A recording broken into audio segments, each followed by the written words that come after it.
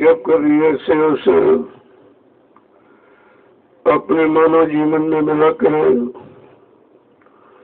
संत महापुरुषों के दर्शन की तरफ उनकी वचन वाणी सुनने का, तो हम सब लोगों को सोचना चाहिए हमारे स्वरूप पर हरि और गुरु की कृपा हो गई।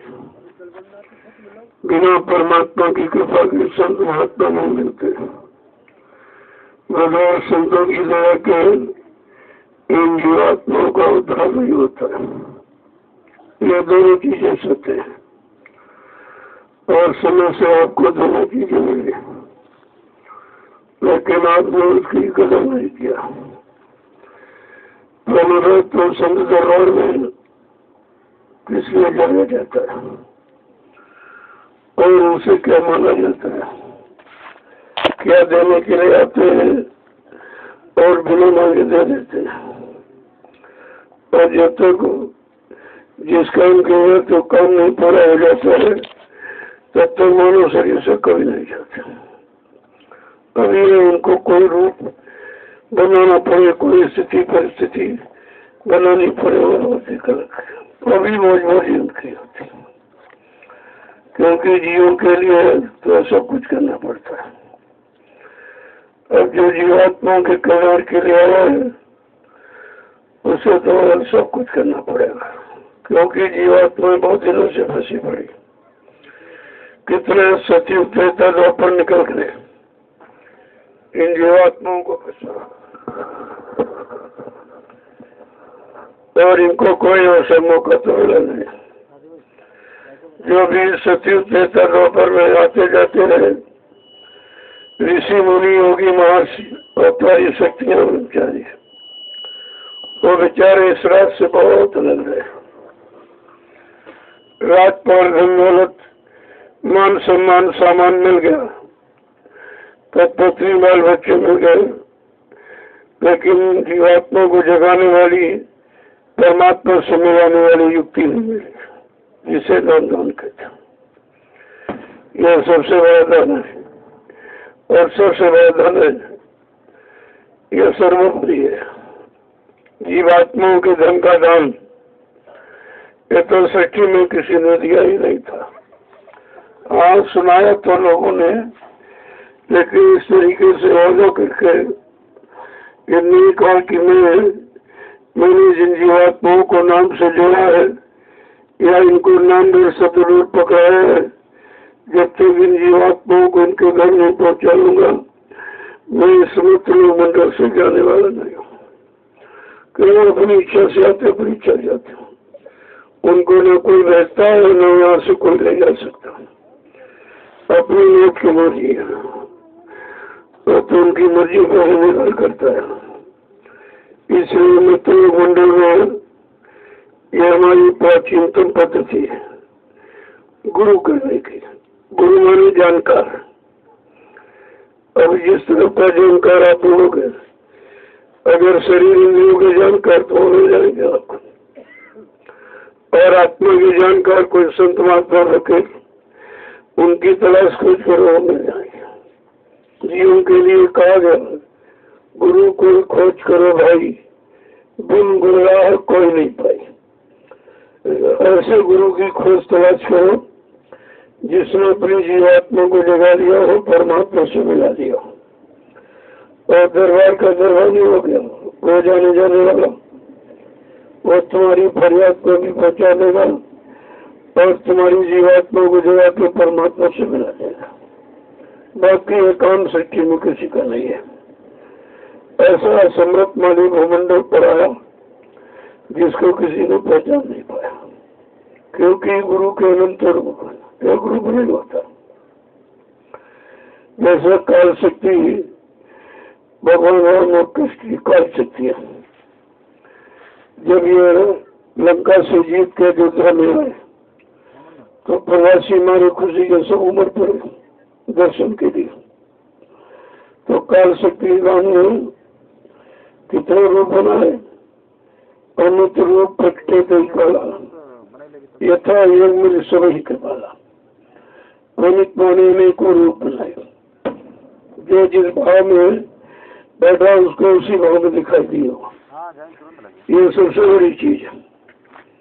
आंखें सबके पास है, लेकिन नजरिया अलग अलग होता है। और वही चीज किसी को दिखाई दे, किसी को दिखाई देगी, और जिसको दिखाई देगी वही समझ लेना और उसी को अपना के काम करने लगता है। इसलिए कहा अनंत रूप। जब राम आए छोटे से परिवर्तन के लिए तो 16 कला से आए, 16 कलाएं थी उनमें, और कृष्ण जब आए तो 64 कलाओं से आए, लेकिन सतगुरु वाला है तो अनंत कलाओं से आए। अब कितना क्या कैसी स्थिति परिस्थिति बनानी पड़ेगी, क्योंकि परिवर्तन करना कोई आसान काम नहीं है। जो परिवर्तन करने आया है उन सब शक्तियों का इतिहास आप पढ़िए, सबको आपत्ति मुसीबत कष्ट ही उठाने पड़े। कोई सुकामन चैन से नहीं था, क्योंकि इस काम के लिए आते नहीं हो। कोई राजभोग, कोई मतलब मान सम्मान, कोई इसके लिए नहीं आते। जो जीवात्माओं के कल्याण के लिए आया उसको तरह तरह की मुसीबत आपत्ति, क्योंकि लोग उसको पहचान नहीं पाते। तुम्हारे जैसे हाथ पैर नाक कान मोबाइल होते हैं, लेकिन उनका कोई भी शरीर का अंग भोगों के लिए नहीं होता, और बिल्कुल रोग से परिपूर्ण होता है। तभी उनके स्पर्श से लोगों को शांति मिलती है, सुकून मिलती है और अच्छा लगता है। जिसको बार बार देखने की इच्छा हो, बार बार छूने की इच्छा हो, समझो शरीर कोई खास शक्ति है और वो काम के लिए आई है, और अगर वो अपना परिचय नहीं देगी तो आप सुन नहीं पाएगा। इसीलिए तो कहा है कि दरस परस मुखमंजन पाना, विप्र कहे सुंदर पुराना। उनका दर्शन करो, स्पर्श करो, प्रसादी मिल जाए, और कोई उठा के कोई मिट्टी कोई चीज दे दे तो तुझे मत समझो कि मिट्टी है, यह समझिए इसमें कोई दुआ दुआ भर के और ऐसी चीज दे दो जिसमें तुमको शंका पैदा होगी। तो मिट्टी रखी कहीं चीनी बतासा, कहीं लाचीदा न समझोगे। हमारे समझ नहीं आ रहा है कि ये प्रसाद बना के दिया है, किसके लिए? तुम्हारे मन बुद्धि चित्त को बनाने के लिए, साफ स्वच्छ निर्मल पवित्र रखने के लिए दिया। तो गुरु की तो महिमा अधिकार से है। अब यह है कि जहाँ का गुरु, जहाँ का जानकार मिल जाएगा वहाँ आपको पहुँचा देगा। जैसे प्राइमरी का जानकार तो प्राइमरी शिक्षा देगा, जूनियर वाला जूनियर पढ़ा देगा, डिग्री वाला डिग्री बता देगा। न प्राइमरी वाला जूनियर पढ़ा सकता, जूनियर वाला प्राइमरी में आ सकता। ये उलट पुलट नहीं होता।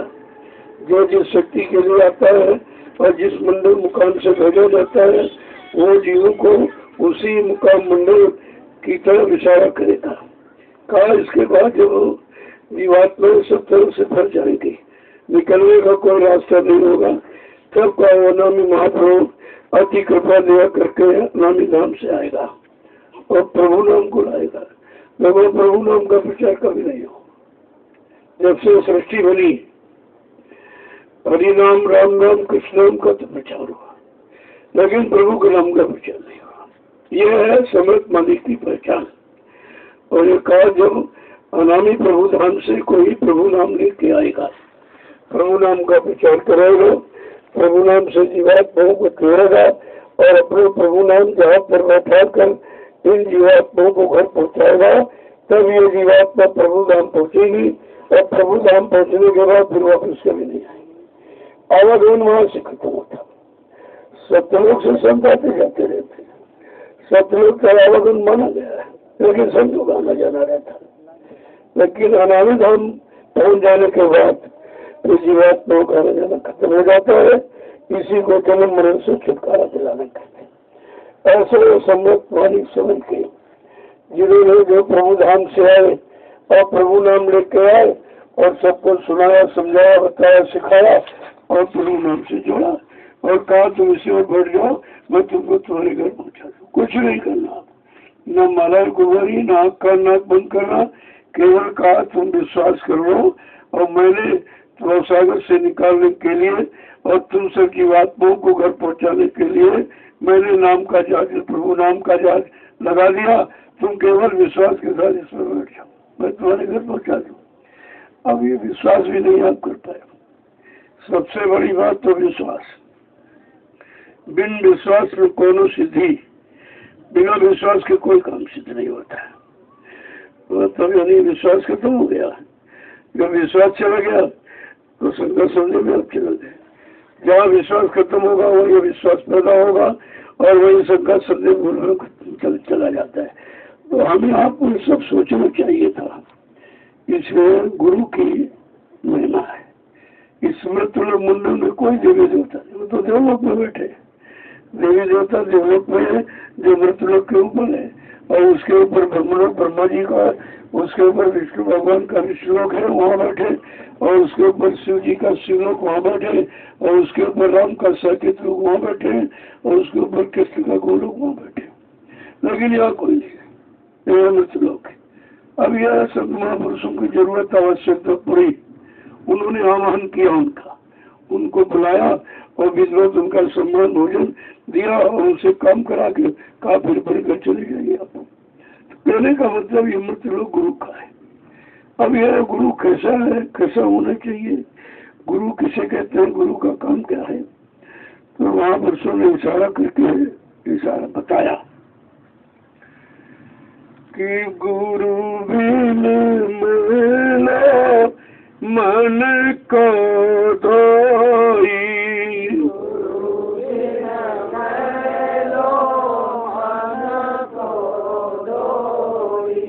इस मन की गंदगी या कोई नहीं कर सकता। न पूजा, न पाठ, न तीरथ, न व्रत, न हवन जब तक व्रत, न धन दौलत, ये कुछ नहीं। कहा वो बिना गुरु के मन की गंदगी को उतार नहीं सकता, और जब तक मन की गंदगी उतरेगी नहीं और जीवात्मा के साथ वो जुड़ेगा नहीं और जीवात्मा अकेले जाएगी नहीं। तो उसने वादा किया था कि मन मैं तुमको साथ में लेकर ही आऊंगी, जब तक तुम साथ नहीं होगी मैं भी नहीं होगी। और बेचारी वचन बतन गई है। तो इशारा करके महापुरुष कहते हैं कि गुरु मन को धोई, गुरु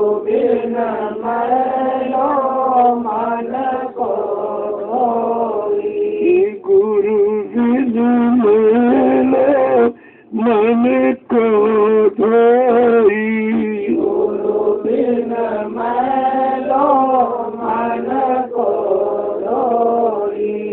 कोटि जन्म को कालिक लगा, कोटि जन्म को कालिक लगा, कोटि जन्म को कालिक लगा, कोटि जन्म को कालिक लगा, मन निज शोभा खोई, मन निज शोभा खोई, गुरु बिन मिले मन को धोई, गुरु बिन मिलो मन को धोई, कोटि जन्म कोई करी करी हारे,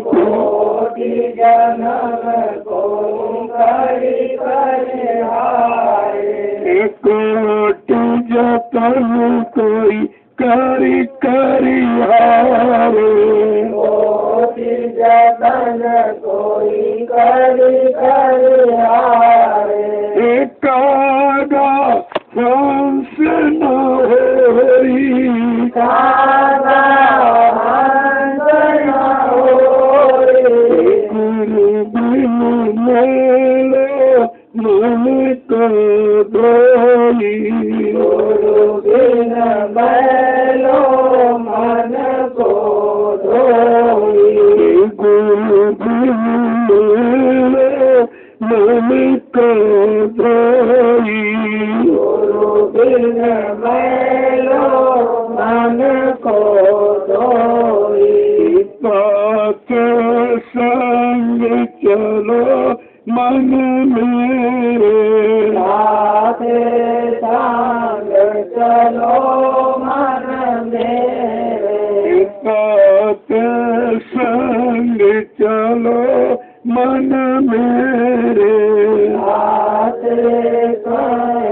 चलो भजने जहाँ गुरु सत्संग होई, जहाँ गुरु सत्संग होई, गुरु बिन मेलो मन को धोई, गुरु बिन मैलो मन को धोई।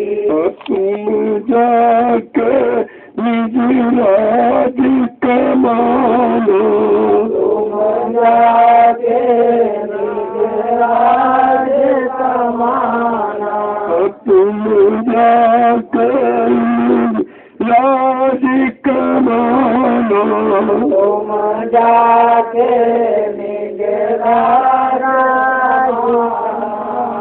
हम गुरु चरण समोई, मैं गुरु चरण समाई, हम गुरु चरण समोई, हम गुरु चरण समाई, गुरु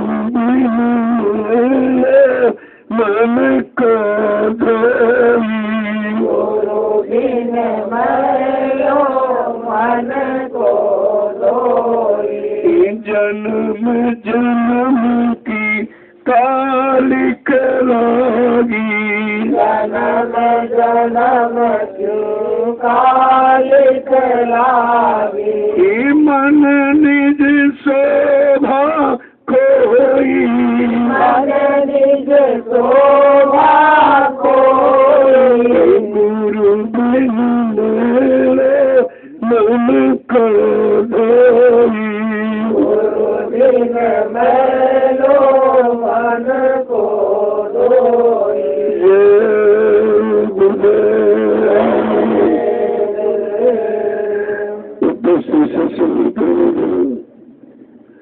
किस्मत में गुरु की बड़ी इज्जत आवश्यकता है।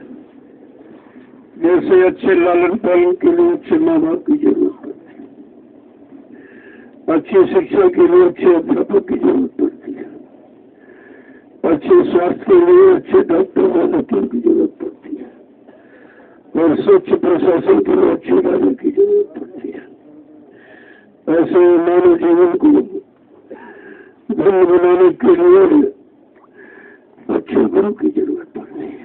ये सबको, ये जितने लोगों को, सबको अपने मानव जीवन को धन्य बनाने के लिए सगरे सदगुरु की आवश्यकता पड़ती है।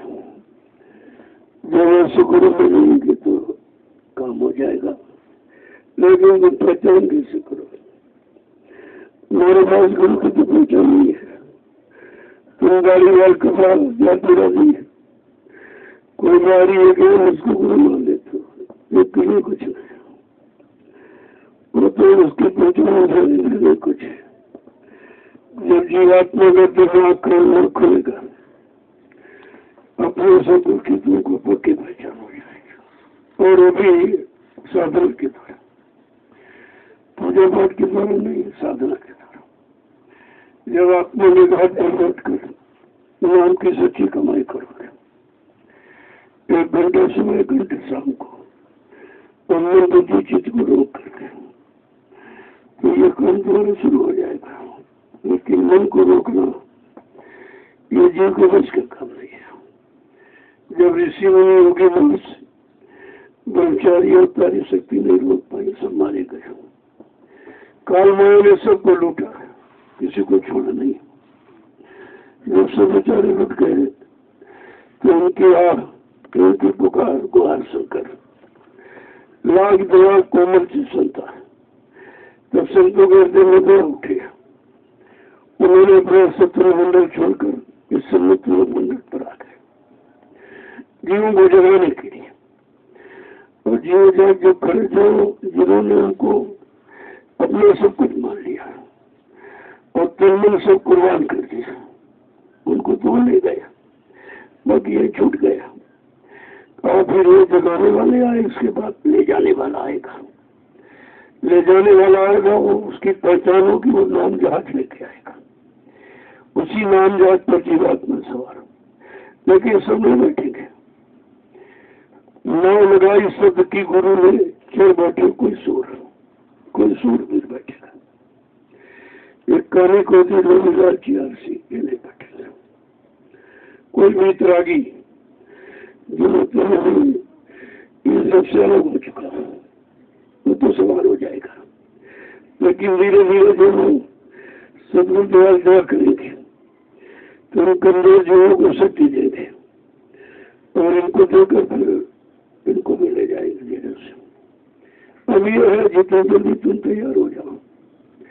अब तो ये तैयारी रख कर दिया, चलो कल चलना नाम जहाँ जा रहा तो क्योंकि अगर लड़की की शादी नहीं कर पाए, लड़के की नहीं शादी, मकान नहीं बना, कोई दुकान नहीं बना, कोई जमीन नहीं, कोई ये नहीं, कोई नहीं तैयार होगा। 1986 में एक आवाज लगाई गई थी कि धाम चलो अपने भाई पराए धाम कर। कोई तैयार हुआ? पहली बात आप इसे पराया मानते नहीं, अपना मानते कि हमारा मकान है, हमारी दुकान है, हमारी पत्नी हो, बच्चे हैं, ये है वो सामान सब। जब तक तुम्हारी समझ में ये नहीं आएगा कि हमारा नहीं है ये, जब तक किसी को दिया हुआ जो माँ की तरफ से आने का रास्ता है। जब इधर आया तो इधर नहीं आए, बिल्कुल कोई सामान लेके नहीं आए और कोई रिश्ता होता भी नहीं। और अकेले ये आने की स्थिति है और ये जाने की स्थिति हो जाएगी। अब बीच का वो फंसा हो गया। इसीलिए कहा जन्म, जीवन और मृत्यु तीन चीजें। जन्म हो गया आपका, अभी जन्म हमारा जीवन कैसे व्यतीत हो और मृत्यु तक जाने के पहले हम अपना काम बना लें तो आपका मेरे जीवन सार्थक हो जाएगा। जन्म तो सबका हुआ और एक ही रास्ते दूसरा रास्ता नहीं हुआ। अब जीवन अलग अलग है। कोई भोगों में जी रहा है, कोई किसी में जी रहा है, कोई किसी को समझ रहा है। सबका जीवन का ढंग अलग हो गया और सच्चा जीवन का ढंग क्या है? इनाम की कमाई करें। शरीर की रक्षा के लिए तो आपको मना नहीं किया जाता। खर्चे करो, दुकान करो, दफ्तर करो, मजदूरी करो, आए गए का तो सब को मना थोड़ी आपको किया जाता। लेकिन ये कहा है कि ये सब गौर है और भजन मुख्य है। अगर गौर मुख्य की बात आपकी समझ में आ जाती और तुम संसार को प्रमुख समझते हो, भजन को गौर समझते हो, संसारी रिश्तों को मुख्य मानते हो, गुरु का रिश्ता गौर समझते, बस यही गौर है। जब तक ये गुरु कर्म नहीं खत्म होगा, गुरु से मिलने वाला लाभ आपको नहीं मिल सकेगा। महापुरुषों ने सब कुछ इशारे में बताया। सच्चा गुरु की दया पाने का अधिकारी कौन होता है? गुरु अमरदास का नाम आपने बड़ा सुना होगा। अब इसी कलयुग में आए थे तो उनके जब काफी शिष्य हो गए तो उनको ये चिंता हुई थी कि मेरी ये जो प्रॉपर्टी लेने का हकदार कौन होगा? उत्तराधिकारी। देखो भाई समझ लो, उत्तराधिकारी किसको माना जाता, कौन बनता है? तो उन्होंने कहा वो न हो भाई, इनकी कोई परीक्षा ली जाए तभी तो पता चलेगा इसमें योग्य कौन है। तो अपने सब शिष्यों को बुलाकर कहा ये कोई भाई कोई चबूतरा बनो। चबूतरा बनना कहना फिर दूसरा बनना ठीक नहीं, दूसरा बन गया कहना नहीं ये भी ठीक है, तीसरा बनो। कहीं ये कुछ ठीक है, ऐसा करो, चौथा बनो। तो 5 चबूतरे बन कलर ये सब खत्म। ये जगह नहीं ठीक, चलो दूसरी जगह चले। वहां ले गए, ऐसे 2-3 बार उलट पलट किया तो सबकी शंका पैदा हुई गुरु में। ये गुरु पागल हो गया है, बुद्धि पागल हो गई, इनको क्या करे, बनाओ बिगाड़ो, बनाओ बिगाड़ो, बनाओ, ये कोई काम। तो सब भाग गए छोड़ करके। उनके एक शिष्य थे रामदास जी, बकरी वाले से उनके पास गई थी। रामदास गुरु तो पागल है भाई, बुद्धि खराब हो गई इसलिए ये बनाओ बिगाड़ो, ये बनाओ बिगाड़ो बिगाड़ो। तो कहा गुरु पागल हो गया। तो रामदास जी रोने लगे, कहा कि तो ज्ञानवान है, उसको ये पागल कह रहे हैं।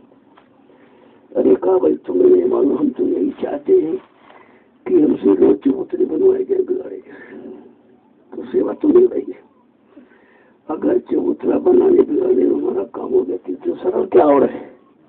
और हम कलयुग के जी कुछ कर भी नहीं सकते, केवल उनके आदेश का पालन कर सकते। आदेश किस लिए हो रहा, किसके लिए हो रहा, क्यों हो रहा, कहाँ के लिए, तो अपनी सोच पाओ इतनी जल्दी।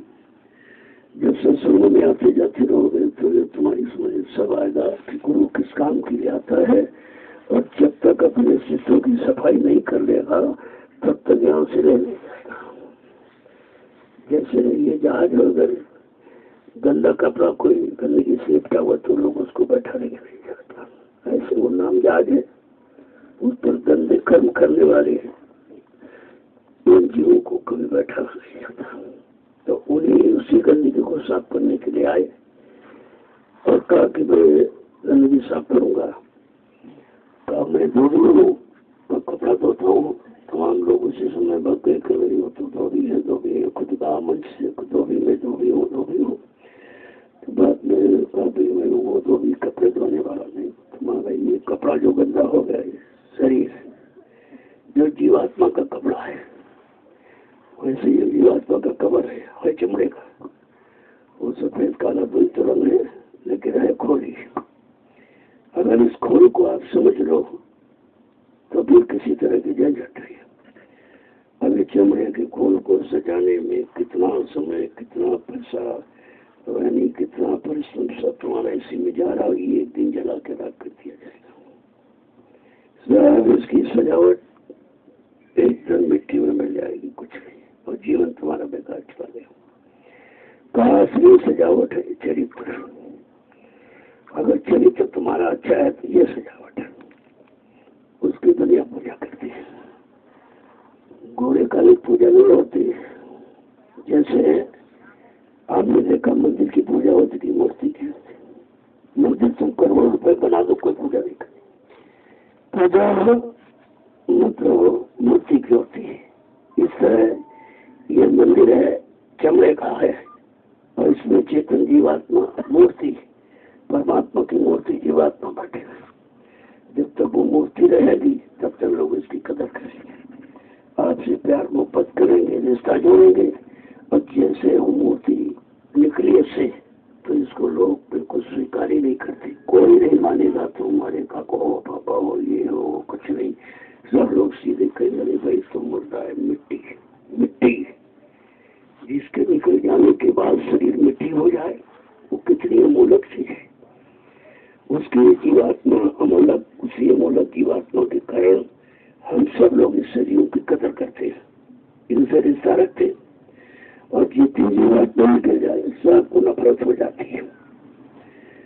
तो जब नफरत हो जाती कहती, इतनी नफरत कहते हम इसको देखना नहीं चाहते, तुरंत नफरत का पर्दा, जैसे आप कफन कहते हो, वो नफरत का पर्दा इसमें डाल देते और कहा जल्दी करो उसको कोई से बाल ले जाओ।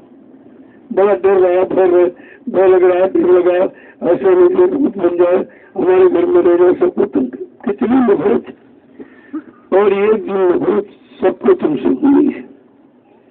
नफरत होने के पहले अगर तुम इस रास्ते को समझ लो तो हमेशा के लिए नफरत का काम ही खत्म हो जाएगा। न जीवात्मा कभी मृत्युलोक में आएगी, न इन शरीरों में कभी जाएगी, और न कभी जन्म मरण का चक्कर होगा, और न कभी नफरत होगी। संत महापुरुष वो गति, वो सदगति आपकी जीवात्मा की कराने की लायकी। एक बार मेरी बात मान लो और मेरे बताए रास्ते, नाम के रास्ते पर चल पड़ो। घर गृहस्थी परिवार में रखकर एक एक घंटा सुबह शाम निकाल कर आत्मा के घाट पर बैठ कर नाम की कमाई कर लो, तो हमेशा की ये जो दुर्दशा है यहाँ की वो खत्म हो जाएगी।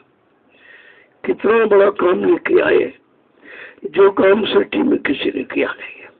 इशारा किया कबीर साहब से लेकर इस कलयुग में हजारों संत हैं, सबने इशारा किया है, लेकिन जो समर्थ मालिक आया वो वादा कर रहा, इशारा नहीं कर रहा, वादा कर रहा कि मैं तुम्हारी जीवात्मा को जगाऊंगा और परमात्मा से मिलाऊंगा, और जब तक ये जीवात्मा को परमात्मा के पास नहीं पहुंचा दूंगा मैं यहाँ चैन से नहीं बैठूंगा। लोगों कितना बड़ा इशारा, कितनी बड़ी जानकारी आपको मिली, लेकिन आप उस जानकारी को समझ नहीं पाए, क्योंकि हमने अपने मानव जीवन के बारे में अभी कुछ समझा ही नहीं। केवल इतना जानते हो कि खाना पीना सोना कमाना मलमूत्र त्याग करना और औलाद बच्चे पैदा करना, इसके अलावा शरीर का कोई मतलब ही नहीं आप जानते। अरे ये तो सारे शरीर कर्म है, ये खट कर्म है, छह कर्म, ये तो पशु पक्षी कीड़े मकोड़े सब करते हैं। लेकिन मानो शरीर सत्कर्म के लिए मिला। सतवां कर्म सच्चा कर्म क्या है? जीवात्मा जगह परमात्मा से मिले, जीवात्मा अपने सतलोक सचखंड पहुंचे, ये है सत्कर्म। और इसी सत्कर्म को लाने के लिए संत महापुरुष आए और आपको आकर ये रास्ता दे दिया। भी नहीं पूछा तुम इस रास्ते के जानकार की मतलब लायक हो कि नहीं हो, पाक साफ निर्मल हो कि नहीं हो, कितने को कर्म किए, कितने पाप किए, कितनी गंदगी ला दे, कुछ नहीं। अगर ये सब पूछे तो कोई जीव जा ही नहीं सकता। ये कुछ नहीं पूछा उन्होंने और आपको बिना मांगे शरण में ले लिया और नाम दान दे दिया। कहा ठीक है बीज डाल दिया जाएगा कभी न कभी, जब इसको अनुकूल परिस्थितियां मिलेगी तो अंकुरण हो जाएगा। तभी कहा संत बीज नीच कर उपजे तो संत का संग। और संत बीज बिन से नहीं आए पड़े जो जरूर, और कंचन विष्टा गिरे घटे न ताको मोल। सोना को जैसे नाली में डाल दो, अगर ले जाओ दोगे तो कीमत कम हो जाएगी। ऐसे संत का बीज संत का जीव किसी छोटी जाति में गरीब में कहीं पैदा हो जाए मतलब, लेकिन उसकी कीमत कभी कम नहीं होती है, उसका ज्ञान कभी खत्म नहीं होता है, जानकारी कभी उसकी जाती नहीं है। यह सब आपको जानकारी सत्संग के माध्यम से करनी चाहिए। जब तक सत्संग नहीं मिलेगा आप कुछ नहीं समझ सकते हो, क्योंकि सत्संग ही, संतों की वाणी, संत के वचन ही तुमको सच्चे रास्ते पर लाके खड़ा करेंगे, सच्चे रास्ते पर चला के सच्चे मार्ग से ले जाकर के सब लोग पहुंचाएंगे। बाकी यहाँ कोई रास्ता नहीं है। तो असल में जानकारी न मिलने के कारण और जीव में उत्सुकता भी नहीं है, जानने की इच्छा भी नहीं है कि चलो भाई नहीं है तो जानकारी ली जाए। तुम कभी ये भी नहीं सोचते हो कि चलो अच्छे गुरु की खोज करें, भाई उनके पास जाएं, कुछ बैठे मतलब कुछ अपनी बात बताएं कि भाई यहाँ तो कोई सुख मिला नहीं, हमारा इतना जीवन, इतनी आयु निकल गई, का कोई सच्चा रास्ता है कि नहीं है, सुख शांति पाने का है कि नहीं है, कभी नहीं कोई इच्छा करे। वो तो जबरदस्ती आपको सुनाने लगे कि जब सुनेगा धीरे धीरे धीरे धीरे जानकारी ले लेगा, गुणन मनन करेगा तो करने लगे। ऐसे किया तभी समय लगा। अगर पिछले संतों ने जीवों को पूर्णतया जगा दिया होता तो आज मेहनत नहीं करनी पड़ती। इससे मालूम देता जितने संत आए उन्होंने जानकारी तो दी, लेकिन जगाने का काम नहीं किया कि नहीं नहीं इसको भाई जगा। क्यों? कबीर साहब ने उसमें लिखा है कि अगर जीव नहीं मानता है तो कहते कहा सुनी माने नहीं दे धक्के दो चार। तो ये कह रहे हैं कहना सुनना नहीं मानता तो मारो धक्का चला जाने, कभी जगह उठेगा तो देखो कितनी में मतलब कोई वहां पर इस तरह की दया नहीं है। लेकिन जब सम्राट मालिक आया सबको गले लगा रहा, कहा नहीं नहीं नहीं इनकी कोई कमी गलती नहीं है, या ज्ञान जीव है, बेचारे भटके हुए हैं, चलो इनको तो रास्ते पर लाके खड़ा किया जाए, मेहनत किया जाए और तो यानी इनका काम हो जाएगा, ऐसी कोई बात नहीं हो। वो मेहनत से कभी डरते नहीं। बाकी जितने आए सब डर गए बेचारे, इशारा किया नहीं माना। कहा जो सैन बहन माने नहीं उससे कछु न कहे। कहा जो सैन बहन कुछ नहीं समझ रहा उससे कुछ कहो मत। तभी जीव कभी नहीं जा पाता। अन्य संतों की तरह अगर सम्राट मालिक ने भी ये रास्ता अपनाया होता तो इतने 45 करोड़ जीवों का जगना बहुत मुश्किल था, एक जीव नहीं जग पाया। तो आपको ये सब जानकारी इसलिए तो दी जा रही है कि सत्संग के माध्यम से ही जानकारी तुम्हारी तक पहुंचेगी और सत्संग ही आपको जगाएगा, सत्संग आपको खड़ा करेगा, अच्छे बुरे पाप पुण्य की पहचान बताएगा और सत्संग ही तुम्हारी जीवात्मा को जगा के घर पहुंचाएगा। बाकी कोई रास्ता यहाँ नहीं किसी तरह का। तभी संत महापुरुषों ने इस पत्थर पूजा जड़ पूजा को बहिष्कार किया है कि भाई इससे जीव बेचारा फंसा पड़ा हुआ निकल नहीं पाएगा। इसलिए जड़ पूजा से हटाकर चेतन पूजा की तरफ ले गए। चेतन पूजा क्या कहते हैं? नाम चेतन है। जब चेतन देश से कोई चेतन शक्ति आएगी और चेतन नाम को यहाँ जगाएगी, वो चेतन नाम जीवात्मा को पाए, तब जीवात्मा में चेतना आएगी, तब जगेंगी। और जब जगेंगे तभी अपने घर पहुंचेंगे, उसके पहले नहीं जा सकते। क्योंकि ये जानकारी तो लोगों को यहाँ ही नहीं कि जगाने वाला कौन है, ले जाने वाला कौन है, पहुंचाने वाला कौन है। ये तो जानकारी लोगों को ही नहीं बिल्कुल। क्योंकि यहाँ सब सुनाने वाले आए, सुनाने वाले, गाने बजाने वाले, भाषण स्पीच प्रवचन करने वाले, उनसे दान दक्षिणा रुपया पैसा लेने बटोरने वाले आए। लेकिन जीवात्मा कैसे जगेगी, परमात्मा से कैसे मिलेगी, अपने घर कैसे जाएगी, ये नहीं किसी ने बताया। और यहीं से ये सब गड़बड़ी हो गई। इतनी गड़बड़ी हो गई कि जिसको सुधारना बड़ा मुश्किल हो रहा है। अब जैसे आंधी है, आपने कांटे बीन के रखे एक जगह, कूड़ा कचरा एक जगह रखा, आंधी आ गई, उसने उड़ा फिर सबने फिर फैला दिया। ऐसे संत महापुरुषों ने मेहनत करके 45 करोड़ जीवों को इकट्ठा किया और काल की आंधी आई और उड़ के फिर वही, जहां से आए फिर वही पहुंच गए। इतनी बड़ी मेहनत के बाद क्या हुआ? इसको कहते लीला। लीला माने झूठ है तो झूठ ही है, सत्य नहीं है, झूठ है। लेकिन ये झूठ सिद्ध कब होगा और सत्य सामने आएगा कैसे? जब तक सत्य, उसी झूठ को कलयुग कहते हैं, उसी सत्य को सतयुग कहते हैं। ये समझना आपको कि जब गंदगी हटेगी मन की, पाक साफ निर्मल मन हो जाएगा, तब तभी वहां पर सतयुग आ सकेगा। कहते नहीं सतयुग की अगवानी है, लेकिन अगवानी कब करोगे आप? अगवानी कौन करेगा? जो पाक साफ निर्मल पवित्र होगा, वो अगवानी करेगा। और उसी की अगवानी से ये सतयुग पदार्पण करेगा। तो वैसे तो सतयुग हमारी आपके लिए नहीं है। शायद आपको ध्यान होगा, बहुत पहले इशारा किया गया था कि बच्चा सतयुग तो आएगा, लेकिन सतयुग आने पर तुमको अपनी सबसे प्रिय वस्तु खोनी पड़ेगी। प्रिय वस्तु खोनी पड़ेगी, क्योंकि सतयुग की आवाज है सतयुग ला देगी। सतयुग लाने पर अपने धाम चले जाएंगे, फिर याद है कि तुम करोगे क्या? इसलिए साधक के लिए कलयुग ठीक है। जब तक कलयुग रहेगा, मालिक रहेगा, जाएगा नहीं। क्योंकि उनका अभियान है कलयुग को भगाने का। और जिस दिन कलयुग चला जाएगा, उसी दिन वापस धाम चले जाएंगे। फिर सतयुग लेके आप क्या करोगे? तो सतयुग तो संसारियों के लिए, अध्यात्म के लिए सतयुग नहीं है, बल्कि साधक के लिए सतयुग खराब, कलयुग ठीक है। कलयुग जब तक रहेगा, महापुरुष को रहना पड़ेगा। कि उनका एक ही संकल्प है, कलयुग को भगाऊंगा, सतयुग को लाऊंगा। जब सतयुग ला देंगे तो सबका काम, जो लोग यहाँ रहने वाले हैं, राज मिल जाए, पाठ मिल जाए, सुख मिल जाए, ये मिल जाए, वो अपना रहेंगे। और जिनको धरा पर रहना ही नहीं, क्योंकि धरा पर सतयुग आ जाएगा, तो जिनको धरा पृथ्वी पर रहना उनके लिए सतयुग ठीक है, जिनको घर जाना उनके लिए कलयुग ठीक है। तो कलयुग सतयुग की बात अभी समझ में नहीं आई लोग। अभी सभी कहते भाई सतयुग कब आएगा, सतयुग कब आएगा? तुम्हारे लिए सतयुग आई नहीं है, तुम क्यों बात करते हो? अगर सतयुग चाहते हो तो उसका मतलब तुम रहना चाहते हो, फिर घर नहीं जाना चाहते हो। जिसको अपने घर जाना हो, सतयुग लेके क्या करेगा? सतयुग तो यहाँ के लिए, वहां तो है नहीं सतयुग। तो अभी सतयुग और कलयुग की बात समझ में नहीं आई लोगों। और एक कॉन्फ्रेंस हुई थी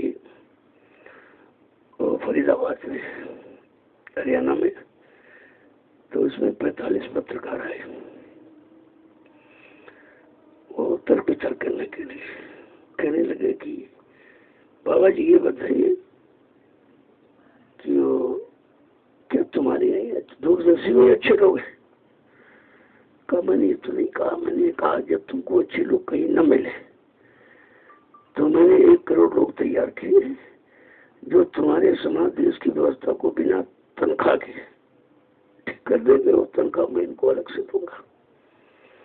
मैं इनको केवल कार्य कराऊंगा और इनकी जीवात्मा को जगाऊंगा। जो शरीर से काम करेंगे वो शरीर शुद्धिकरण हो जाएगा। फिर 5-7 पत्रकार फिर खड़े हुए, कहा महाराज जी बताइए कि रामराज कब आएगा? अरे तुम्हारी याददाश्त बहुत कमजोर है। मैंने इसीलिए बच्चों से कहा दीवालों पर लिख दो, पेड़ों पर लिख दो।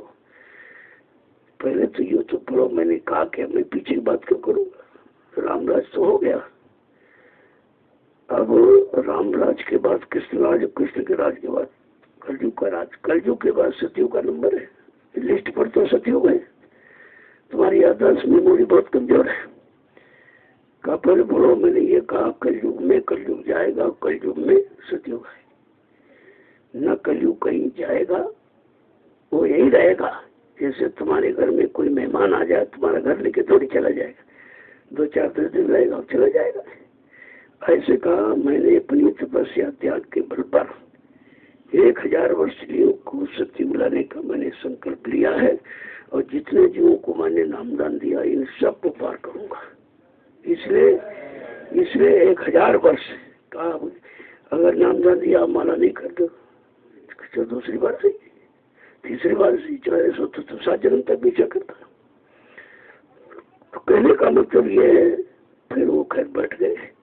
फिर 5-7 पत्र फिर खड़े हुए। कहें आप ये बताइए कि जैसे प्रबुद्ध ब्रह्मचारी है, महेश योगी है, सतपाल जी है, शिवालय विश्वर है, ये वो है, इनकी तमाम फैक्ट्रियां चलती है, क्या आपका भी कोई ऐसा कारखाना? कहा मैंने कारखाना लगा रखा। एकदम से दौड़ के आगे की उसे कृषि मिल गई। भाई अभी तो कोई नहीं जान पाया इनके पास। कहा मैंने मथुरा में इंसान बनाने का कारखाना मैंने लगाया है। कहा मैंने मथुरा में इंसान बनाने का कारखाना लगाया, मैं इंसान बनाता हूँ। फिर सब चुपचाप बैठ गया। फिर एक बुढ़ा पत्रकार था, वो बच्चा वो खड़ा हो गया। कहा आप जब भगवान है तो ये सब कर दीजिए, सब सुधार ही हो जाएगा। कहने कि समय के पहले अगर कर दूंगा तो तुम समझे नहीं पाओगे। अरे कर नहीं, बिल्कुल मान लूंगा। तो उसको बुलाकर उसके कान में कहा कि अगर तुम्हारे घर में तुम्हारी पत्नी के समय के पहले बच्चा पैदा हो जाए, तुम कहोगे मेरा ही नहीं, तुम इसको नहीं मानोगे। एकदम पोपड़ी लिखी सब खराब। और कला नेताजी है, शिवाजी है, नेताजी है, शिवाजी। तो इसे प्रचार शुरू हो गया। कला और कोई खोपड़ी ऐसी वजह से। कहा तुम्हारे घर में तुम्हारी पत्नी के अगर समय के पहले बच्चा पैदा हो जाए तो तुम कहोगे हमारा ही नहीं। तुम इसको नहीं मानोगे, मेरी बात कैसे मानोगे जब उनकी बात तुम्हारी समझ में नहीं आती। महापुरुषों का वो तो विज्ञान है। एक बार और ऐसे विदेशी आया, मतलब सत्संग होता था। तो अब उसके समझ में क्या है, वो तो बहुत भूमि का रहने वाला है। कहा भी ये सब क्या कह रहे हो, तुमको समझ में नहीं आता। कहा ये साइंस ऑफ सोल है, आत्मा का विज्ञान। कहा हम तो उसको बिल्कुल नहीं मानते। कहा अच्छा बैठ गया।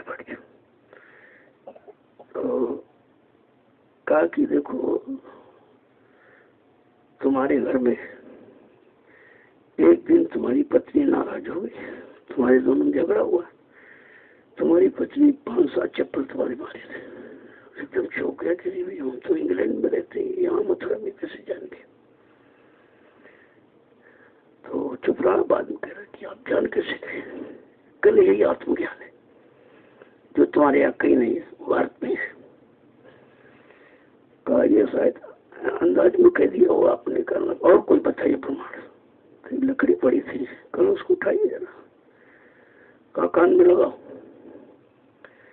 कहा हलो करो। तब कोई नहीं जानता था मोबाइल क्या होता।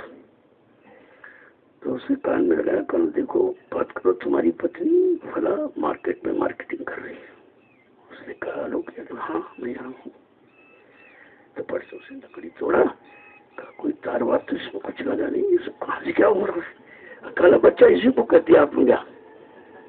ये आत्मज्ञान है जो तुम्हारी बुद्धि के परे है, तुम इसको समझ नहीं सकते हो। कहा ये केवल भारत में और कहीं नहीं। ये संत ज्ञान केवल भारत में है, बाकी देश सब भूमि महाभोगों का काम, धन दौलत ये वो सब, लेकिन ये नहीं है। कहने का मतलब ये है कि महापुरुष सब तरह का प्रमाण देते हैं और प्रैक्टिकल करवाते। ये भी नहीं कि मतलब थ्योरी हो, प्रैक्टिकल सामने। तभी तो लोग आश्चर्य रह जाते हैं ये सब क्या हुआ। ऐसे ऐसे तमाम घटनाएं, तमाम मतलब जानकारी। इसी मुंबई में जब तबीयत खराब हुई तो लोगों ने कहा सरकार तबीयत बहुत खराब है, कल ऐसा करो हमें बम्बई ले चलो। यहाँ ले आए तो सब डॉक्टरों का, बड़े बड़े डॉक्टर थे, जो डॉक्टर था कहते कुछ नहीं, आपको कोई बीमारी नहीं है। जब सारे डॉक्टरों को बुला लिया तो अच्छा कहा हमको नहीं बीमारी, तो तुम्हारी बीमारी है, मैं तुम्हारी बीमारी ठीक करने आया, चलो बैठो नाम डाल ले लो। देखिए किस काम के लिए कौन सा काम, कौन सी युक्ति, कौन सा साधन, कौन सा तरीका, कौन सी व्यवस्था, कौन सी समस्या खड़ी की जाएगी किसी को नहीं मालूम होता। जिन जीवों को जगाना होता है, जिन जीवों के पास जाना होता है तो कोई ना कोई कारण तो बनता ही है, बगैर कारण के तो निवारण हो ही नहीं सकता। तो ऐसे ही हजारों घटनाएं लोगों को सामने रखी गई, लेकिन फिर भी लोग समझ नहीं पाए। जो 24 घंटे साथ रहे, आते जाते रहे सब जगह, उनकी समझ में नहीं आया भी ये सत्य क्या है। कह रहे भाई बहुत बुढ़े हो गए, बहुत कमजोर हो गए, ये हो गए, वो हो गए। कहा था मैं बहुत कमजोर हो गया, जैसे पका फल है, कभी टपक सकता है, ये वही सब जोड़ घटा पा रहा है।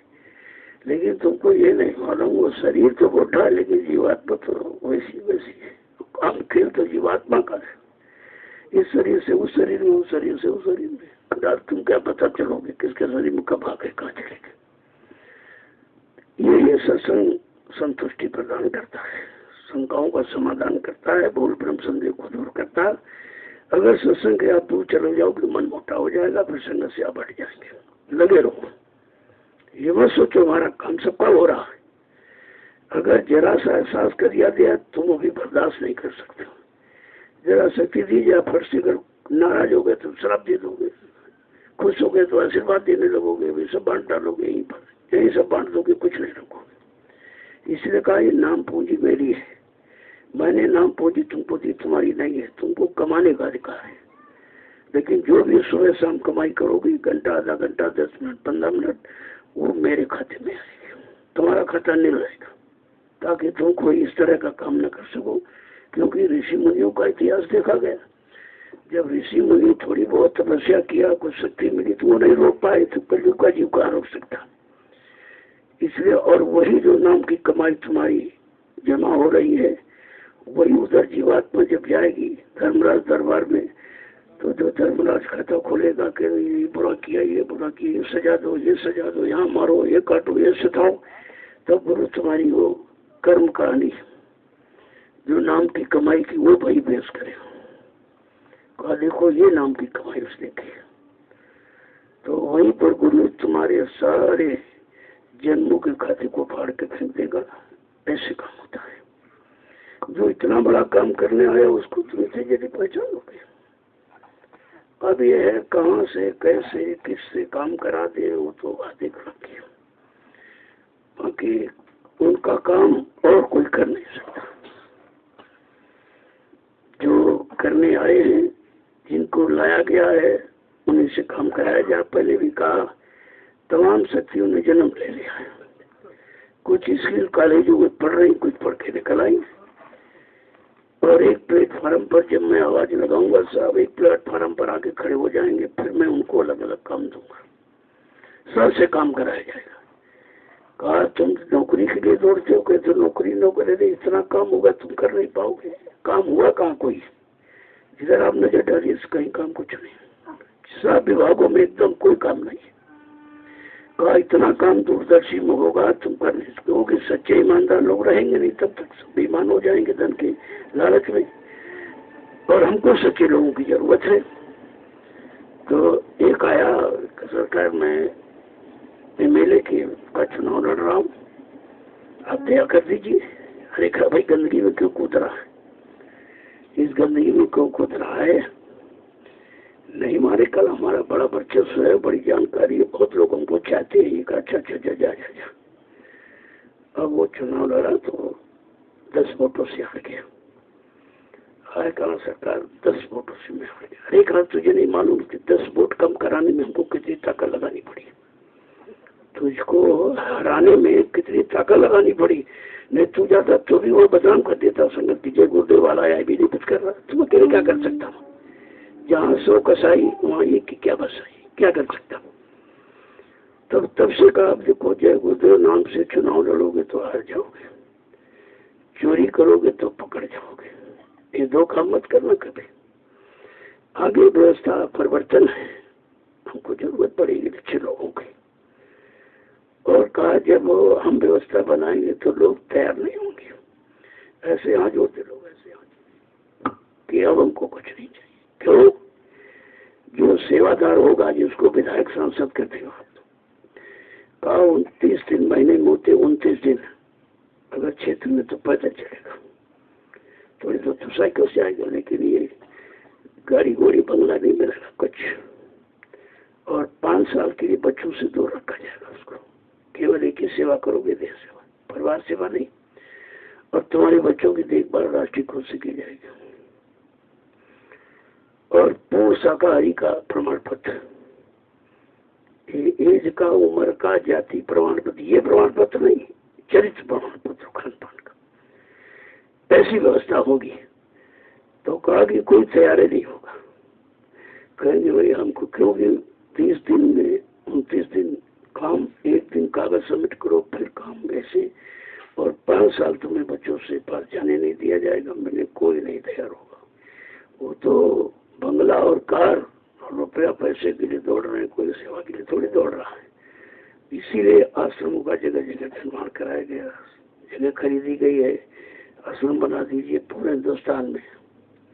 ये आश्रम वही व्यवस्था है जो आगे भविष्य में सतयुग दूरदर्शी के द्वारा सतयुग आएगा। और दूरदर्शी व्यवस्था में 25 महात्मा केंद्र में होंगे, उसी तरह प्रांत में, जिले में, तहसील, ब्लॉक, न्याय पंचायत, ग्राम सभा बच्चों में होंगे। और ये आश्रम सब इन्हीं से, न्यायालय यही मतलब कार्यालय होंगे, इन्हीं से कार्य चलाया जाएगा। बताइए कौन तैयार होगा कोई सांसद विधायक के लिए? वो तो भी लूट के लिए घूम रहे सब, कि पहले लगाओ और फिर 5 साल कमाओ।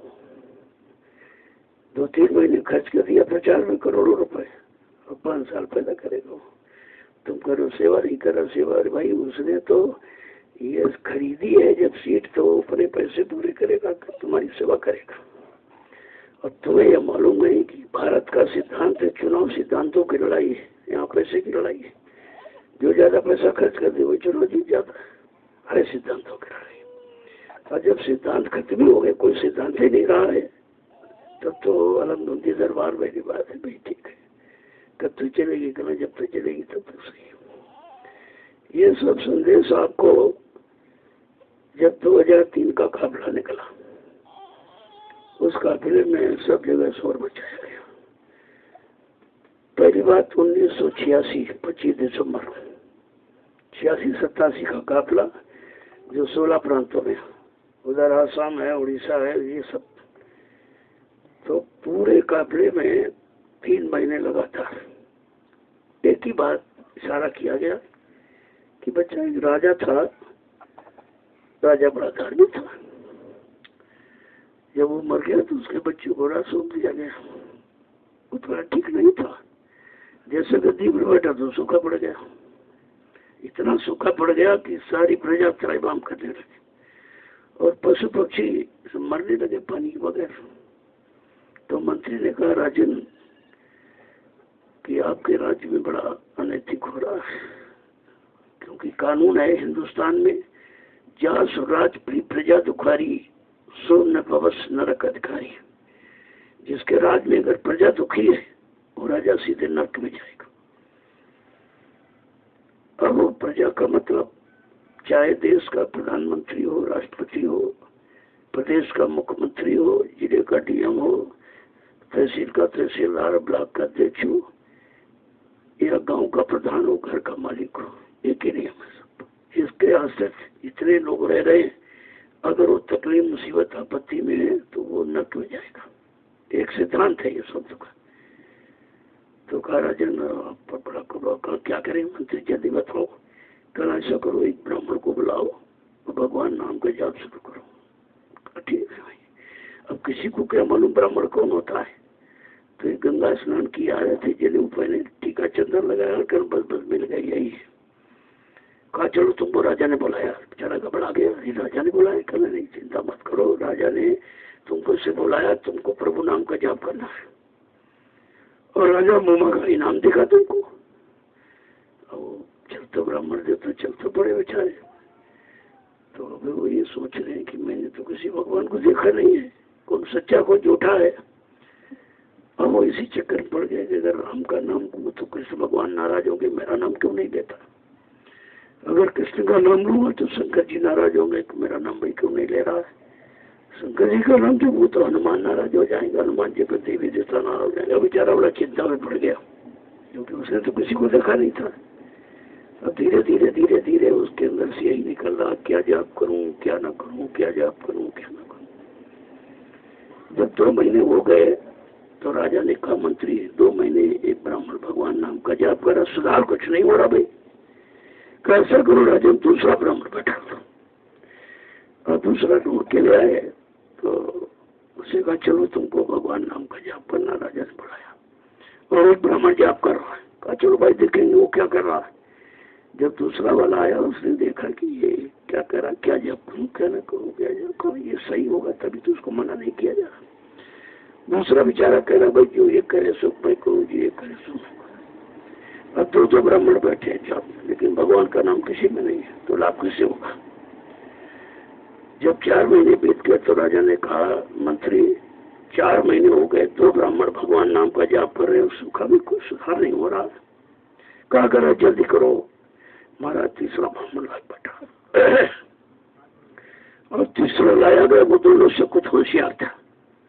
कहा चलो भाई देखेंगे 2 ब्राह्मण क्या कह रहे हैं। जब वो आया तो उसने देखा कि पहला कह रहा क्या जाप करूं क्या ना करूं, क्या जाप करूं क्या ना करूं। दूसरा कह रहा जो ये करे सो मैं करूं, जो ये करे सो मैं करूं। तो तीसरा कह रहा भाई ये धांधली कब तक, इसमें तो भगवान का नाम ही नहीं कोई। कह ये धांधली कब तक चलेगी, ये धांधली कब तक चलेगी। अब जब 1 साल पूरा हो गया तो राजा ने कहा मंत्री 1 साल हो गया, 3 ब्राह्मण जाप कर रहे हैं, कोई सुधार नहीं हो रहा है। कहा राजन त्रिदोष हो गया, त्रिदोष जल्दी करो, 4था ब्राह्मण लाख बैठा लो, तुम्हारे राज्य का सर्वनाश हो जाएगा। कहा भाई ढूंढ के ले आओ। ढूंढ के 4था तीनों से होशियार था। तो वो आया, उसने कहा चलो भाई देखे 3 ब्राह्मण क्या करें। एक कह रहा क्या जाप करूं क्या ना करूं, दूसरा का ये कह रहा सो मैं करूं, तीसरा कह रहा ये धांधली कब तक चलेगी, तो चौथा कह रहे भाई जब तक चलेगी तब तक सही है, जब तक चलेगी तब तक सही है। अब 1.5 बरस हो गया, 4 ब्राह्मण जाप कर रहे हैं, सुधार कुछ नहीं क्योंकि भगवान का नाम किसी में नहीं है।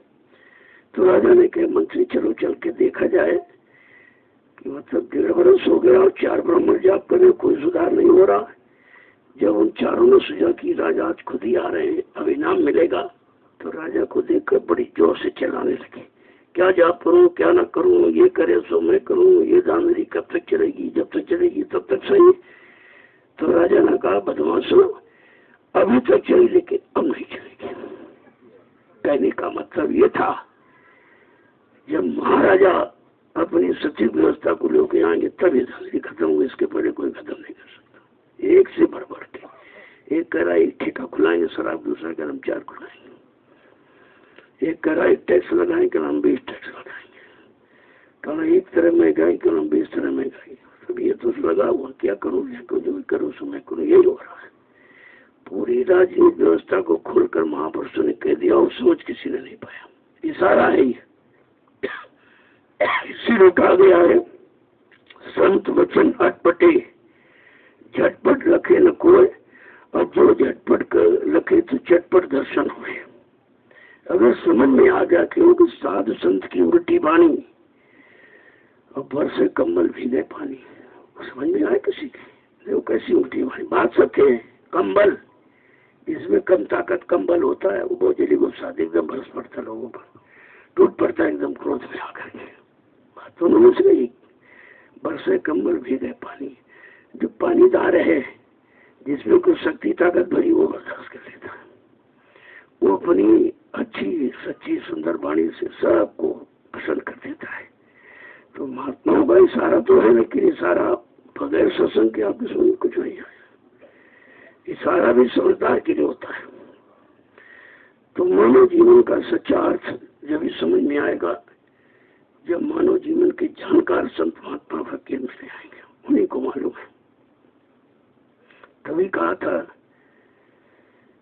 कि भजन बिना नादान उम्र तुम खो गई सारी, भजन बिना नादान उम्र तुम खो गई सारी, और गुरु बिना नादान जन्म की भई तेरी ख्वारी। कितना सारा बड़ा क्या कहने की ऐसी समय ऐसी व्यवस्था मानव जीवन ही नहीं समझ पा रहा। मानो कि जीवन मिला किस लिए? का मानव जीवन जीने के लिए नहीं, मरने के लिए। जीवन जीने के लिए तो मरने के लिए मिला है, लेकिन मरने के पहले अगर हम अपना काम बना लें दोबारा न मरना पड़े। असली चीज तो ये है कि दोबारा फिर मरना ना पड़े, तब तो मानव जीवन का अर्थ जान रहे हैं। और बार बार मर रहे घोड़े गधे की तरह, तो फिर मतलब क्या निकला? इस योनि में फिर इस योनि में फिर इस योनि में। इसी ने कहा था कि गर्भवास में वादा किया, जो वादा किया था कि भाई मैं मेरी जीवात्मा कृष्ण कुंड में है, अरे परमात्मा सीधे कृपा करके इसको बाहर कर दो। का वादा किया तो सब भूल गए आप। क्यों भूल गए? जब वादा किया तो मुसीबत थी, और मुसीबत निकल कर जब आ रहे तो माया की चक्कर चोरने खोल गए सब। आपको पता नहीं सब क्या है कि बालापन हंसी खेली गमायो, बालापन हंसी खेली गमायो, जवानी तिरिया समीत रायो, देखी बुढ़ापो सर का फुन लागू, कि बुद्धि भई बरी, उम्र तुम खो गई सारी, कि भजन बिना नादान उम्र तुम खो गई सारी, और गुरु बिना नादान जन्म की भई तेरी ख्वारी। क्या कह रहे हैं कि एक दिन काठी बने तुम्हारी, कोई नहीं साथी, एक दिन काठी बने तुम्हारी, कोई नहीं साथी, और घर के कहत सवारे करो, घर के कहत सवारे करो, भ्राता सुतनारी उम्र तेने खो गई सारी, ही भजन बिना नादान उम्र तूने खो गई सारी, गुरु बिना नादान जन्म की भई तेरी ख्वारी। कितना इशारा करके कि बिना भजन के बिना गुरु के ये मानव जीवन सार्थक हो नहीं सकता। तुम कहते हो तुम्हारा तो प्रॉब्लम से बंगला फ्लोरिन से गाड़ी मोटर है, अरे भाई ये तो जड़ सामान है काल का। जब काल का शरीर का जड़ सामान, शरीर खत्म सामान खत्म, तुम्हारे प्रयोग फिर ये नहीं आएगा। क्या कहना कि जब जब राजा लेन को मार करे भारी, जब जब राजा लेन को मार करे भारी, और धर्मराज जब लेखा माने पोल खुले सारी, उम्र तूने खो गई सारी, कि भजन बिना नादान उम्र तूने खो गई सारी, गुरु बिना नादान जन्म की भई तेरी ख्वारी। महापुरुषों ने कितना खोल के कहा है। इसने कहा कि मानव जीवन भजन के लिए मिला है, और यह सबसे सरल रास्ता है, इसमें आपको कुछ नहीं करना। आपको कुछ करना नहीं है तो खड़ा कराया, मिल गया केवल नाम का जाम पीना सुबह से। न नाम ढूंढना है, न नाम जगाना, न कहीं से मांगना है, आपको बिना मांगे मिल गया। बस ये है कि काम करते रहो, नाम जपते रहो। तो ऐसा आयोजन है रास्ता कि इसमें कोई समय निकालना, कोई मंदिर बनाना, कोई पूजा पाठ के लिए सामान इकट्ठा करना कुछ नहीं करना। मनुष्य मंदिर बना बनाया आपको दे दिया, मूर्ति जीवात्मा में लगी हुई है, कोई मूर्ति नहीं खरीदनी है आपको। केवल क्या करना है, आपको नाम की कमाई करना है। जब आत्मा नाम से जुड़ जाएगी, नाम की कमाई करेगी, तो एक न एक दिन अपने घर चली जाएगी। फिर मतलब यानी कभी उसका नहीं आने जाना। ये सब जानकारी हमें आपको सत्संग के माध्यम से मिलती है। तो महापुरुषों ने इशारा करके यही कहा है कि यह सब काम जीवन रहते रहते आपको करना है, ऐसे नहीं करना है। जीवन रहते रहते, मरने के बाद कोई कुछ नहीं कर सकता, और मरने के बाद किसी को कुछ मिला नहीं। अरे भाई जिंदगी में था कि मर के ले जाएगा। और यहाँ तुमको सब उल्टा सिखाया जाता। जो लोग सिखाने पढ़ाने आते हैं वो तो नगद आपसे बोलते हैं, पैसा दो, सामान दो, ये दो।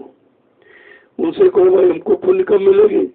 कल बात मिलेगी, तुम्हारी पुण्य है उधार।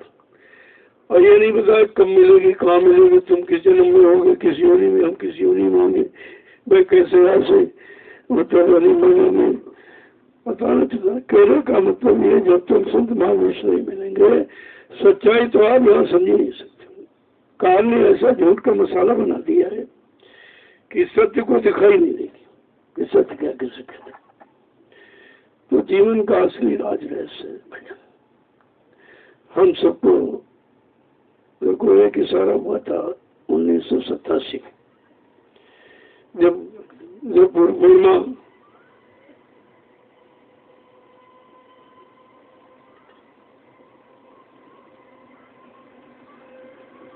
जब पूर्णिमा का कार्यक्रम नैनिशाल सीताराम में,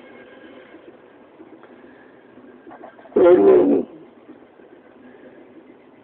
10 तारीख से 23 तारीख तक होता,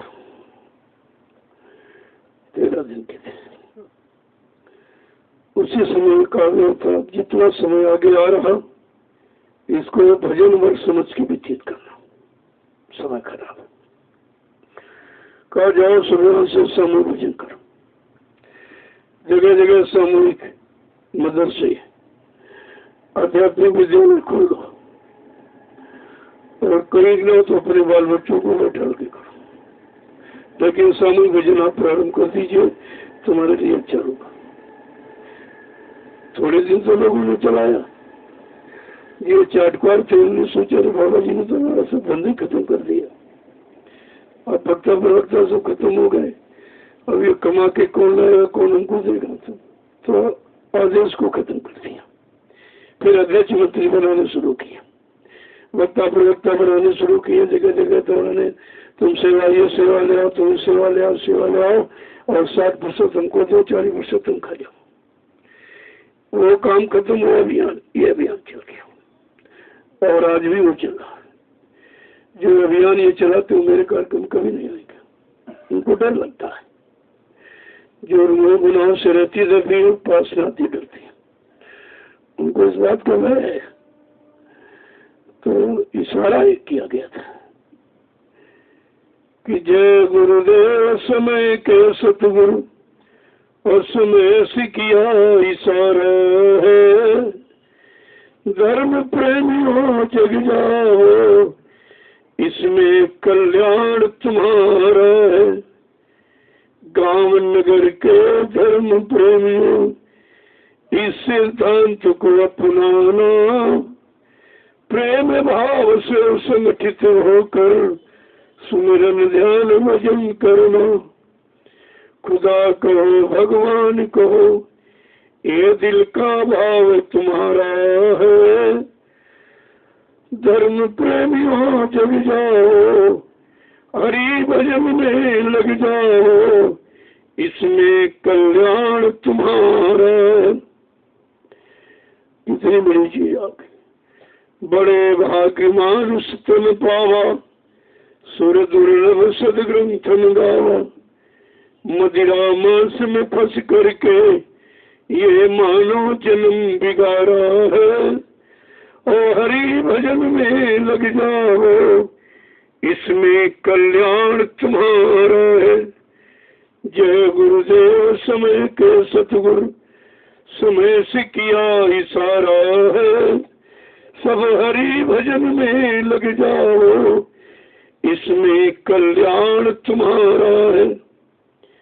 ये तन पाओ हरि भजन को, खाओ मुर्गी के अंडा। और जमराजा जब लेखा मांगे, फोड़ दिए भर भंडा। वह दिन समझ पड़ेगी संडा, जब बजे जमन का डंडा। कहा कितना बड़ा काम किया, किसने मानव तन मिला, कौन लगा दिया। जबकि मानव अनमोल जीवन परमात्मा को प्रिय है। अपने प्रिय मानव शरीर के लिए मानव भोजन अलग से बना दिया कि जब मानव भोजन करेगा, मानवता रहेगी, इंसानियत रहेगी, प्रेम प्यार मोहब्बत सेवा दया सदाचार परमात्मा की यादगार रहेगी। माँ बहन बेटी बहू की तरफ पहचान रहेगी। तुम्हारे से कोई अनैतिक कार्य नहीं होगा, फिर आप कर्मों की सजा पाने के अधिकारी नहीं बनोगे। इतना बड़ा इशारा और सब बोल गया। थोड़े दिन तो लोगों ने चाहा, अब स्वार्थी लोग लालची, उनको भजन से क्या मिलेगा। भजन में उनको कौन मुनाफा है। जो संसार के भोगों के लिए आया है, तो जी रहा, वो परमार्थ की बात कभी न समझेगा और न लोगों को समझने देगा। यह काल के जीवों की पहचान। इसमें हमें आपको सबको चाहिए कि समय निकाल कर अपने मानव जीवन को सार्थक बना लीजिए। आगे का समय बहुत खराब है, इतना खराब जिसकी कोई मतलब विचार नहीं कर सकता। मानव बुद्धि से बिल्कुल परे हो। तो जानकारी का नाम ही तो सत्संग है। जय गुरुदेव, जय गुरुदेव, जय गुरुदेव, जय गुरुदेव, जय गुरुदेव, जय गुरुदेव। जय गुरुदेव नाम किसका, प्रभु का।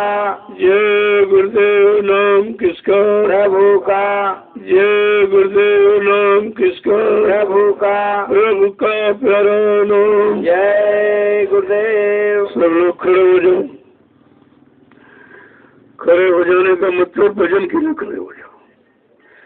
अब बैठने की सोने की जरूरत नहीं है, खड़े हुए सारा समझ लिया आप। खड़ा होने का मतलब भजन के लिए खड़े हो जाओ।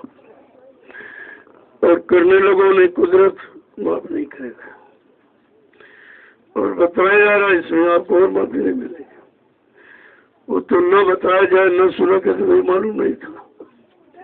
जब हिंदुस्तान में सबको घूम घूम के बता दिया और आज भी बताया जा रहा है, पर जीव नहीं मानेगा तो सजा पाने का अधिकारी बन जाएगा। जय गुरुदेव, जय गुरुदेव, जय गुरुदेव नाम किसका, प्रभु का। जय गुरुदेव नाम किसका, प्रभु का। प्रभु का प्यारा नाम। जय गुरुदेव, गुरुदेव सुनो, जय गुरुदेव, सब मिल बोलो, जय गुरुदेव, बोलना होगा, अभी से बोलो, दर्द हरेंगे, सब कष्ट हरेंगे, सुख शांति भी देंगे। सबको दाता, सबको मालिक, प्रेम से बोलो, ये नाम नहीं इंसान का, ये काम नहीं इंसान का। भगवान का। जय गुरुदेव। जय गुरुदेव। अब अपने पर निश्चित करवा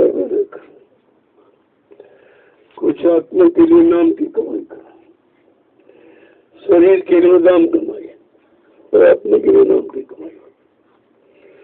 तो दिन भर तो आपको याद ठंडा होना थोड़ी आपको, लेकिन ये काम की कमाई तुम्हारे हाथ नहीं लगेगी, ये परिवार के लोग सब छीन लेंगे। लेकिन जो नाम की कमाई करो उसमें कोई मतलब नहीं, न अग्नि जला सकती न पानी बहा सकता, न सूर्य सुखा सकता उसका।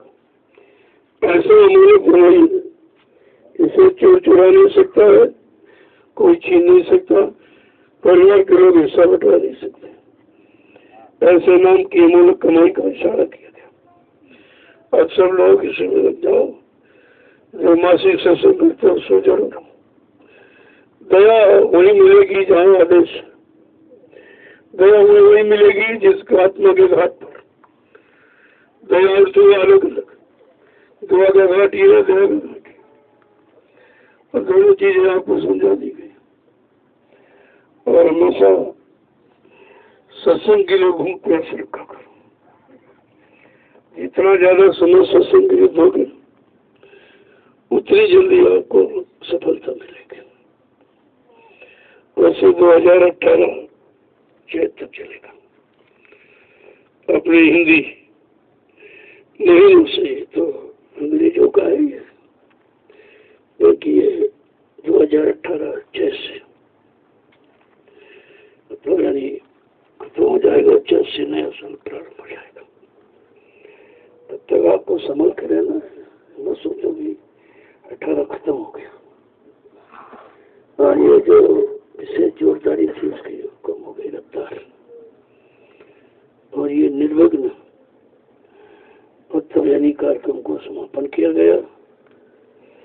और आपके यहाँ तो 1 सप्ताह हो गया। जय गुरुदेव।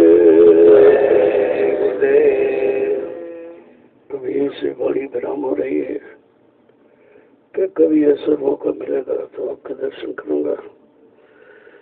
सद्गुरु दयाल के अनमोल वचनों को आपके कान तक पहुंचाता हूँ। हो गए, बाकी कोई काम नहीं, किसी तरह का कोई काम ही, कोई झंझट का काम नहीं हो। अब धीरे धीरे लोगों को समझ में आ रहा है, ऐसा नहीं है। अब ये है थोड़ा संतवाणी देर में समझ में आती है, लेकिन आ जाएगी तो झूठ को खत्म कर देगी, शंका संदेह भूल भ्रम को हटा देगी। तुम्हारे पास किसी तरह का कोई शंका ही नहीं रहेगी। तो वैसे तमाम लोग जाके यहाँ से जो तुमने धन की सेवा खर्च की है उसमें हजारों जीवों का काम हुआ है, ऐसा नहीं बेकार नहीं। जात में जो धन खर्च होता है वही तुम्हारे साथ जाएगा। बाकी तो जितना है इकट्ठा करो तो बाल बच्चे छीनने में हो तो उनका अधिकार है, लेकिन जो आप सत्संग में खर्च कर दोगे, ये बचनों की बाणी लोगों के कान तक पहुंचाने में, ये तो सबसे बड़ा परमार्थ से बड़ा कोई परमार्थ है। सबसे बड़ा परमार्थ, सबसे बड़ी सेवा कि अगर एक जीव कहीं जाग जाए, सच्चे रास्ते पर आके खड़ा हो जाए तो तुमको 1 लाख यज्ञों के समान पड़े। सबसे बड़ा यज्ञ है ये मानव कल्याण यज्ञ, मानव जीवात्माओं के उद्धार का यज्ञ है। इससे बड़ा कोई यज्ञ नहीं, और उसमें आपको शामिल शरीक किया गया। आपने अपनी गाड़ी कमाई का, श्रम समय पूंजी का आपने जो प्रयोग किया है उसका आपको लाभ मिलेगा। जय गुरुदेव। अब आप लोग अपने अपने गंतव्य स्थान की तरफ चलो। कल में भी निकलना थोड़ा है, स्वास्थ्य हमारा ठीक नहीं है, बहुत खराब है। जबरदस्ती आपके यहाँ संदेश के जब से आया तभी से खराब था, लेकिन मैंने वादा किया था आपसे कि भाई सत्संग जरूर करूंगा, तो वादे से तो अलग नहीं हो सकता।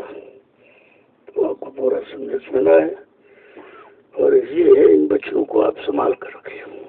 ये नहीं इस काम से सुना उस काम से निकाल दिया, ये निकालने बुलाने वाली बात नहीं है। ये तो आपको आपके जीवन के लिए लाभ दिलाने वाली है, अगर समझ में आ जाए तो। अगर बकवास है तो बकवास तो सभी करते हैं, लेकिन बकवास का काम यहाँ नहीं होता। यहाँ जितना काम होगा तुम्हारे लाभ का होगा। मैं अपने स्वार्थ की कोई बात कभी करता ही नहीं, और हमको कुछ चाहिए हम क्या करेंगे। तो आप नहीं मानते जो दे रहे थे उसको तुम्हारे काम में लगा रहा हूँ, घूम घूम कर क्या करूँगा। मेरे कोई बीवी बच्चा है नहीं जो मैं मतलब उसके लिए रखूँ, कोई झूठ बोलूँ, आपसे कोई संशय करूँ, कोई मेरा बैंक बैलेंस खाता नहीं है, ये काम नहीं करता मैं बिल्कुल। एकदम खुली किताब है हिंदुस्तान। नहीं तो अब तक तमाम टीका टिप्पणी शुरू हो जाती है, तमाम मीडिया पत्रकार आते हैं, लेकिन कुछ बातें नहीं बेचारे चले जाते। हमने कहा यहाँ कुछ नहीं, यहाँ जो है सबके सामने है, यहाँ पर्दे में कुछ है ही नहीं। कोई सेवा मैं लेता नहीं, मांगता नहीं, न सेवा के बारे में कुछ कहता हूँ। ये जरूर कहता हूँ जो लोग तुम्हारे यहाँ उनकी सेवा करो, वो भजन करेंगे, उससे तुमको लाभ मिल जाएगा। वो आपने किया, कितने लोग आए और आपकी सेवा लिए और यहाँ बैठ के भजन किया, उसका लाभ तुमको घर बैठे मिल गया। और इससे बड़ा लाभ क्या। बाकी यहाँ किसी तरह कोई भ्रामक प्रचार नहीं होता, किसी तरह हमें कुछ बनने की जरूरत नहीं। हम क्यों करें सब बने वो जिसको यहाँ रहना हो। जब कहा जाए भाई सबको घर चलना, अपने घर चलो, अपने घर चलो, तो यहाँ रहने की बात है नहीं, तो बनने की बात क्या होगी। तो ये भी कभी शंका इस तरह मत कीजिए। यहाँ इस तरह का कोई प्रचार होता नहीं, ना मैं स्वामी जी बनता, ना गुरु जी बनता, ना संत महात्मा फकीर बनता।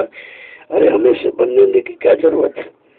हम जो है आपके सामने बैठे बोल रहे हैं, आपके सामने बोल रहे हैं, और आप उसको समझिए, आप सोचिए, समझिए और अपनाइए, तुम्हारा काम हो जाएगा। और अपने काम से मतलब रखो। जय गुरुदेव, जय गुरुदेव, जय गुरुदेव, जय गुरुदेव, जय गुरुदेव। नाम किसका, जय गुरुदेव। नाम किसका, प्रभु का प्यारा नाम। सतयुग को लाएंगे, विश्व में शांति को लाएंगे, जन जन में प्रेम को लाएंगे। ये काम किसी के बस का नहीं है। ये तीन आवाजें जो कोई न पूरी कर सकता है, किसी के बस की। बस यही से तो राज खुलना है। सब ये काम करेगा कौन। विश्व को सुख शांति कौन देगा, विश्व को न्याय कौन देगा, विश्व को लोगों को सच्चे रास्ते में ला के कौन करेगा, सबको पारस्परिक प्रेम मोहब्बत प्यार में कौन जोड़ेगा। यही तो एक सच्चाई है। और इसमें कहा गया भाई अगर कोई करने वाला हो तो करके दिखा दे अपना। सबके लिए है ऐलान, यहाँ कुछ छिपाया नहीं जाता, खोल के कहा जाता अगर तुम कर सकते तो करो, अगर तुम्हारे बस का नहीं तो उन्हें सहयोग दे दीजिए। लेकिन काम होता के लिए हमको कुछ बनना नहीं, न प्रधानमंत्री बनना, न राष्ट्रपति बनना, ना हमको किसी चीज की चाहे इच्छा है। जल्दी से काम हो जाए, अपने घर की तरफ चलो। यहाँ क्या है, तो काल माया का देश है, यहाँ रहेंगे। जब हम यहाँ की जब बात नहीं करते तो आपको कैसे सिखाए कोई। तो आप ये काम कीजिए। अब ये है जो तमाम दिनों से लाते बैठे हो, एक बारी उतरना मुश्किल है। जैसे आदमी बारी बोझा ढोने वाला हो, अगर बोझा उसका उतार तो थोड़ी देर ही पता चलता कि अब भी लाते में, ये पता चला कि अब भी हमारे पर बोझा लगा हुआ। इतना आदि हो गया है। अभी धीरे धीरे सब खत्म हो जाएगा, ऐसा नहीं है। अब ये कार्यक्रम हुआ, इसके बाद दूसरा तीसरा एकदम सब परिवर्तन हो जाएगा। सत्संग करते करते ही परिवर्तन हो जाएगा। और कोई रास्ता नहीं है, कोई कर सकता। किसी के बहकाने में आना मत, कोई आप काम नहीं कर सकता, किसी बस का नहीं। हाँ रुपए पैसे तो कोई मांग सकता, ले सकता, इकट्ठा कर सकता, लेकिन काम नहीं कोई कर सकता। और काम कभी दाम से होगा नहीं। ये कोई सांसारिक चोरी जो पैसे से खरीद लो आध्यात्म को, ऐसा कुछ नहीं है। और तो काम अब ये है जो मतलब आपसे अगर बुरा हो गया, पाप हो गया, धन से, शरीर से, मन से, वो आपको लगा दिया जाता है, किसी तरह साफ हो जाए। और आप साफ हो जाओ तो ये अपने घर जाने के काबिल बन जाओगे। इसलिए सब प्रयास किया जाएगा, बाकी कुछ नहीं। तो कल मैं थोड़ा जल्दी से निकलूंगा, क्योंकि 12 बजे फ्लाइट बताती है, रोज आया तो वास्तव में इसीलिए रुका कि मैं घर चला जाता तो कोई नहीं कहता, तुम्हारे सामान सब पड़ा देते। इसलिए कभी थोड़ा बने रहेंगे, फिर में आते जाते रहेंगे। और ये काम सबके लिए थोड़ी देर का 5-5 मिनट का। कोई अगर बच गया हो काम तो ये सेवा का आखिरी समय है। कुछ ना कुछ हाथ अपना जरूर लगा उसमें। कोई बल्ली उखाड़ दिया, बांस उखाड़ दिया, कुछ समझ लिया, कोई बंदर बना दिया, कुछ कर दिया, कोई गड्ढा पाट दिया। मतलब ये सेवा बहुत सरल है। अगर कोई सेवा न की हो तो अभी आपके लिए मौका है। और अभी झंडे की परिक्रमा कल तक आप मुझे, कल तक इसमें पूरा प्रभाव रहेगा। आपको लाभ देने वाला है। देखिए बिना पैसे का है कितना बड़ा है, कितना बड़ा लाभ जो करोड़ों रुपए की सिद्ध होती है, कम नहीं कोई कर सकता आपको, या फिर ये मुफ्त पे हो रहा, क्योंकि नाम की कमाई है। तो दाम की कमाई तो कोई कर सकता है कि सबके पास है दाम, लेकिन नाम की कमाई बड़ा मुश्किल होता है। वो तो जिस पर सच को दयाल की कृपा दया मेहरबानी होगी भी वही वो कमाएगा, और उन्हीं की कृपा दया से ये सब कार्यक्रम आपका संपन्न हो गया, बढ़िया हो गया। प्रेमियों ने सेवा की है, आपकी सेवा शिरोधार्य है, और आपकी सेवा का ये जलसा सारे हिंदुस्तान के विश्व में पहुंच रहा है। इंटरनेट से सब देख रहे हैं, सब बड़े अचंभित है कि ये सब क्या हो रहा है। ये तो कभी किसी युग में नहीं हुआ, किसी ने किया नहीं है सब काम, जो काम नहीं हो रहा। अरे जो काम करने आया उसी पर जानकारी तुम कह रहे हो, तुमने कभी काम किया नहीं।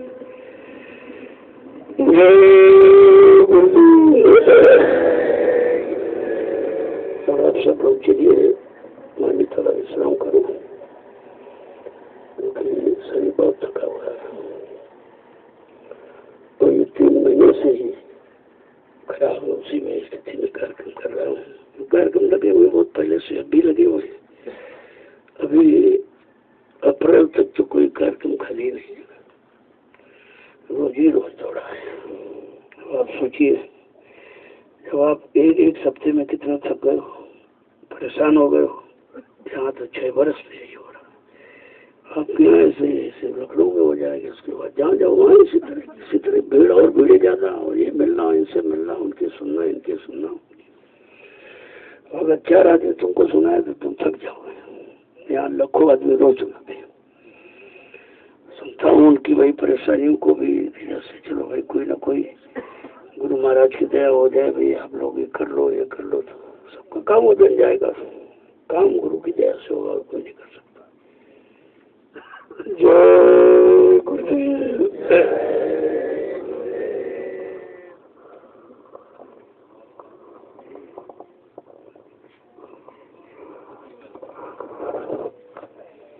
विनय करो